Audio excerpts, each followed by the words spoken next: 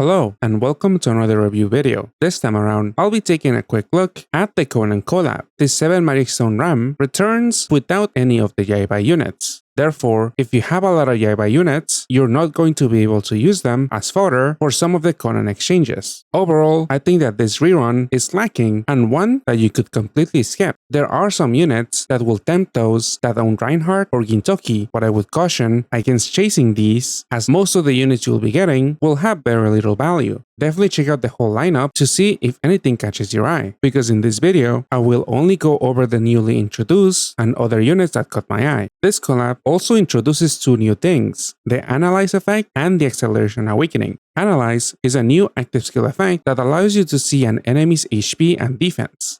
On top of doing that, Analyze will also have the enemy's defense, which helps non-Rainbow or non-BDP teams deal a bit more damage against enemies in newer dungeons where they have started to raise their own defense. The Acceleration Awakening kinda works like a Barrel Awakening, but only for attack. Starting on the 3rd floor, the unit with the Awakening gets a 30x attack multiplier. Then on the 6th floor, that multiplier is increased by 30x to 60x. That 30x increase happens every 3rd floor, until the 15th floor, where the final multiplier will be 150x. Again, in this video, I will only focus on a few units, so if you feel like I overlooked someone, please let me know in the comments below. And also please remember to like and subscribe if you find this video helpful. For each multiple in this RAM, you will get some bonus rolls that give you a chance of obtaining these old Conan units. Though again, I would be worried about spending too many stones in this collab, but if you'll be doing any pulls, try to do multis to maybe get these units. None of them are particularly amazing, but maybe they'll be useful in the future for something.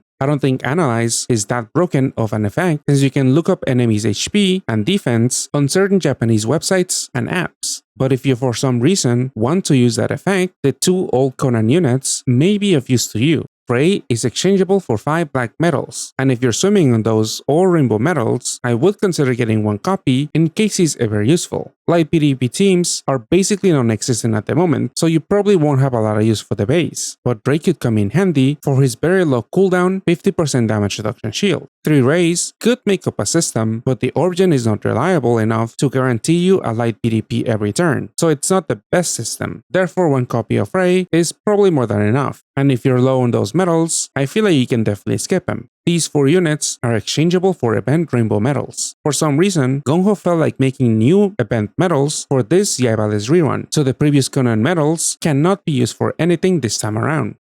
Ran, and Ket are also purchasable with MP, but I really don't recommend using that resource for this. If you want to get these units, farm up the event medals in the Conan dungeons to do the trades. All 3 are pretty lackluster, and if you're pressed for time, then maybe just prioritize the new equip that requires 20 event rainbow medals. It also probably won't be that useful, but this equip is a lot more interesting due to its long-lasting attribute change to light. Most likely, you will only be able to use this once during a dungeon, so this won't be all that great for endgame dungeons that tend to be cleared in at least 40 turns or so. This is better in short dungeons like Monthly Descendants, so your kicker team might be able to use other non-light L units as subs. Some of the dungeons that drop event medals also drop these manga, which can be exchanged for this equip. Like the previous one, it also has a somewhat similar active skill, so I would also get it just in case. There are 2 descended bosses that you could farm, Phantom Thief Kid and the Culprit. The former is a Sync Awakening requirement for all of the transforming Conan units, so make sure to get it maxed out if you have any interest in using those units and don't want to use a Sync Awakening Tamadra. The Culprit is not a Sync Awakening requirement, but this could be an interesting tool for Dark Swipe teams. Unfortunately, his cooldown and personal damage multiplier will be an issue, as you will only be able to use his active skill once in a dungeon, and if an enemy doesn't have multiple types that overlap with his killers, then the Culprit will not be able to deal any meaningful damage. I haven't really seen that many farming setups in JP using this unit, so if you're stressed for time, maybe just keep a couple of them unskilled and pie them up if they're ever needed. So if you want to bother farming him, I would probably just max out 2, because by using 2 in a floor, you will be able to bypass 50% super assaults. While farming some of the Conan dungeons, remember that you can get 30 plus points with these units in your team. Those units will need to be plus limit broken and not be on your helper slot. Kaito is the MP unit of the collab, but there's very little reason to shell out the 1 million MP for him. There's maybe 2 notable teams that care about enhancing the Conan badge, and in a lot of cases, those teams tend to prefer something like the balance enhancement badge. As a unit, Kaito doesn't bring much to the table as his active skill doesn't play an important role. Maybe he would be worth running if the cap break loop, but that's not the case unfortunately. His equip might be worth the MP if you value the dungeon boost and power break awakening combination. Stacking dungeon boost is usually needed for MP farming, but I don't think I've seen this equip used all that much, especially in the optimized setups. Oftentimes, you want dungeon boost equips to give you a swipeable port like Celine's or bring more effective skill boost to the table so that you can transform or fully charge units like Orlando. If you don't have a lot of dungeon boost equips with haste, maybe look into getting a Kaito. But before pulling the trigger, check out some of the other MP units that we might be seeing soon in our server. Maybe these seem a bit more useful to you, so do be careful about spending MP recklessly as it is a scarce resource.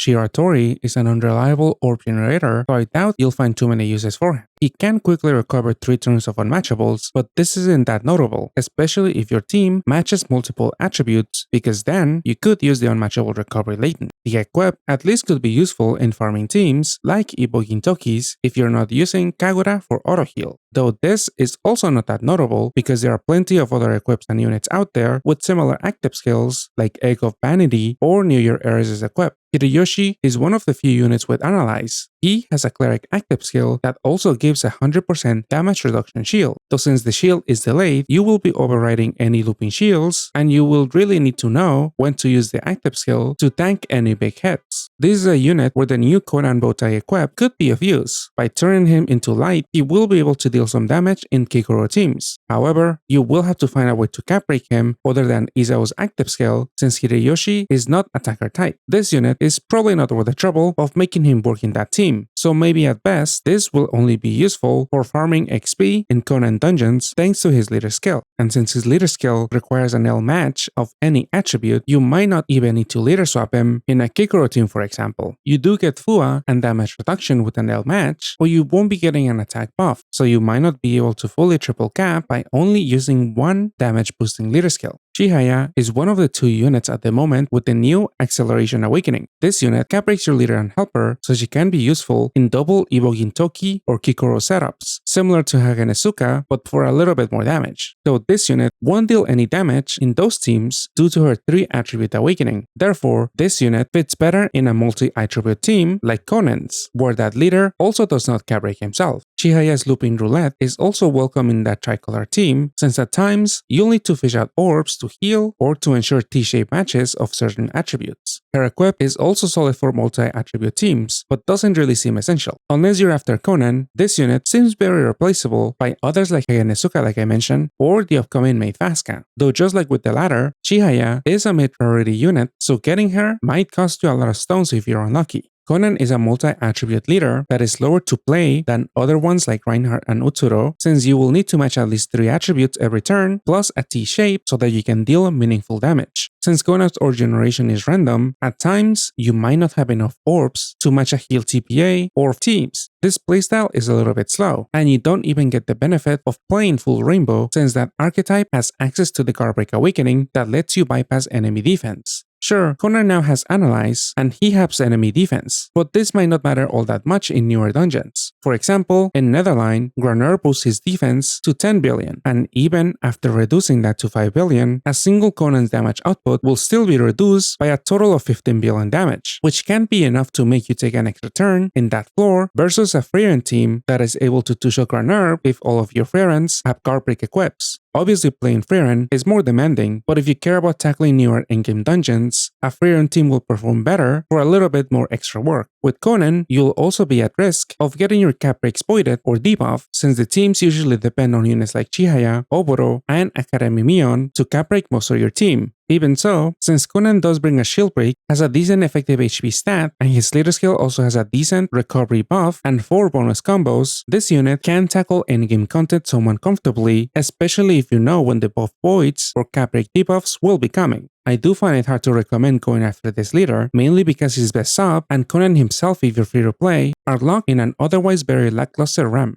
These 2 units are new duos that you can exchange for using Conan units. The first one is not impressive since the long-lasting auto-heal and bonus combo buffs pale in comparison to the effects that you could get from other equips or subs. Yusaku and Yukiko's second stage active skill also doesn't do much in a team based around the fire and water unit of the moment, Ibo Gintoki. That Gintama unit already handles spears, damage absorption, and orb generation, so this first duo only brings analysis to the table. And for the type of content that you'll be tackling with Ibo Gintoki, I don't think that effect matters all that much. The second duo seems a bit more useful since they play the role of a cleric that also gives you an out to large hits. Unfortunately, the bulk buff and cleric effects are separated on different active skill stages, so this unit pales in comparison to someone like the Narumi duo. In some dungeons, big hits are often accompanied with an Awoken Bind or an unmatchable debuff, so if you run Conan and Haibara, you might still need to bring another cleric or another unit that can clear those other debuffs. The second duo does bring utility and damage to the table, but the latter will only be meaningful past floor 3 or 6 since they have the new Acceleration Awakening. If you have Ibo Gintoki, I might look into the second duo if you can painlessly make the trade. If you can't, I wouldn't stress too much since again, having the HP buff and cleric effects separated is not ideal, and thus I think you might often overlook this duo in favor of someone else that combines those 2 effects.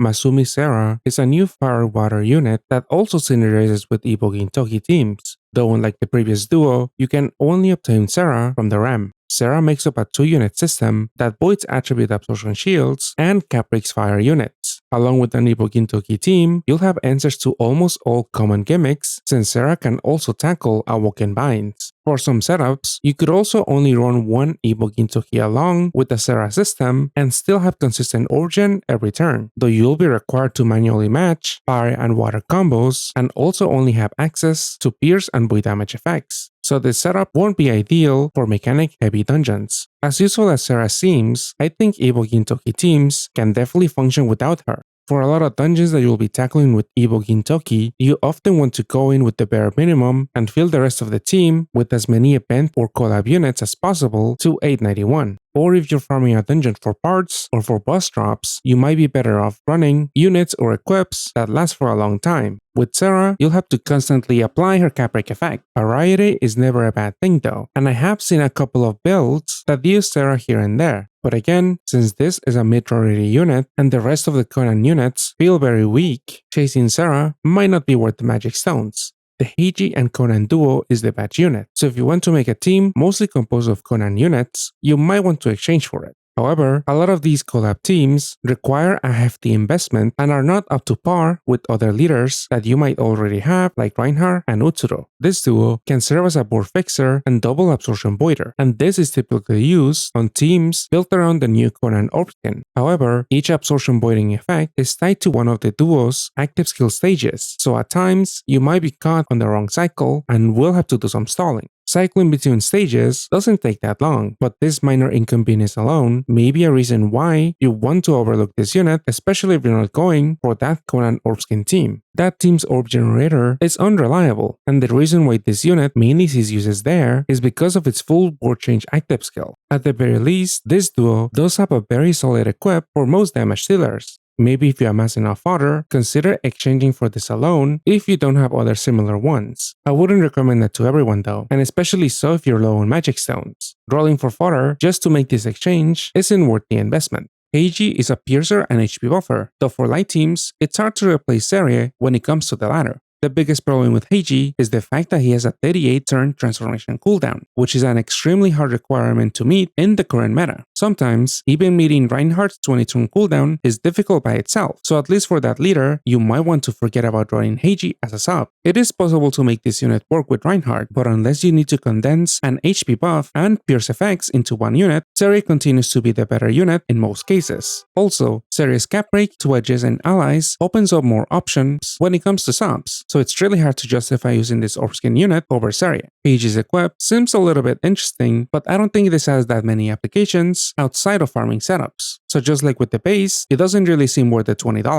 Heiji does give you a looping light attack buff, which is needed for the newly introduced orb skin Kaito and Conan. As long as you have that buff, this new duo will be able to cap break itself to 70 billion. This is a similar damage output to Frieren and Misaki, but the upside is that you only require 2 units to make up a system. However, the problem with this duo, other than the conditional active skill, is that this duo's orb gen is not reliable. It'll probably be extremely hard to not have at least one TPA match to activate this unit's later skill, but the resulting board might not allow for an easy solve or one that guarantees at least 10C to actually deal damage. Even if it is, there's always a chance that this unit's orb gen will not guarantee enough heals for a TPA match. This is definitely not a leader that I would pursue if you value consistency. The equip seems like it could work in ranking dungeons due to the fixed number of orbs that it creates. However, 14 orbs is a very awkward amount, and I haven't really seen anyone in JP use it for ranking purposes. The awakenings do offer solid utility, so maybe you could put this on a unit to help clear unmatchable debuffs with the unmatchable recovery latent. There are other options out there though, so overall, I don't see the equip or the base be worth the $20.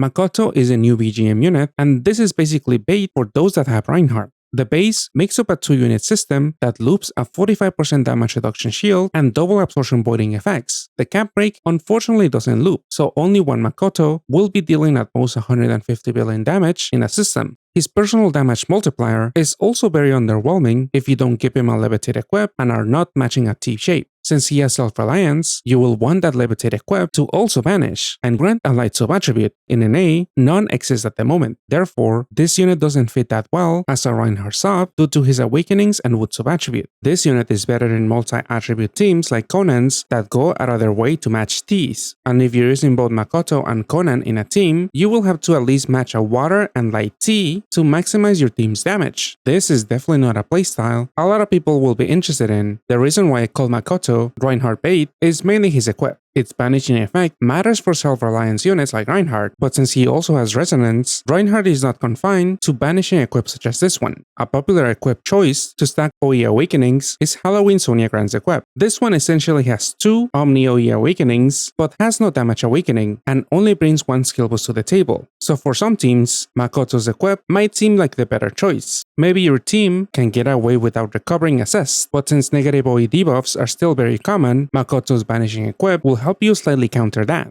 Or maybe you need the damage boost from the 10C on Reinhardt if you're tackling a low supergravity dungeon with a non-damage boosting badge like the No Skyfall badge. But remember, with this equip, you will have to decide if transforming and then overcharging Reinhardt is worth all the effort. I do like Makoto's equip, but since it doesn't drastically improve Reinhardt teams, I wouldn't stress too much about it. $30 for an equip is a pretty steep price, but maybe some of you are fine making that purchase. Since you need 2 Makotos to make a system, you will have to chase another copy via the REM. And since he is a BGM unit, you might need to invest a lot of stones. His low pull rate is not the only issue, as the rest of the units in the collab are also very underwhelming and might not be of much use to you. The only other unit of note in this REM is Sera, and she is also someone your Ibo Gintoki team can do without. It does feel like she completes those teams with her Cap Break, Attribute Absorption Void, and Awoken Bind Clear, but all of these effects are often covered by other units or equips, especially in farming teams where you're often skilling up or 891 in certain subs and don't really have any space to fit in a Sera or 2. There are some very specific builds where Sera is very hard to replace. If you're interested, you can check them out in the playlist linked in the description below. But unless you're very interested in copying those very specific builds, then I feel like Sera is someone you won't miss. There are 2 new Fire and Water 9-stars that could also work with the Ibo Gintoki and Sera. However, they also don't seem that essential. If you have any leftover fodder from last year, or after all the free rolls, I would maybe look into exchanging for Conan and Haibara, as at least that duo can play a somewhat important role as a cleric. Conan is back to being a decent enough leader, but he does have some issues when it comes to buff voids and cap break debuffs. His multi-attribute T playstyle might also not be for everyone, especially if you include other units in the team whose damage also depends on T shapes and are of different attributes like Makoto. One of Conan's best sub, Chihaya, happens to be REM only, so even if you get Conan during the last run, you will have to chase that new sub in a very underwhelming machine.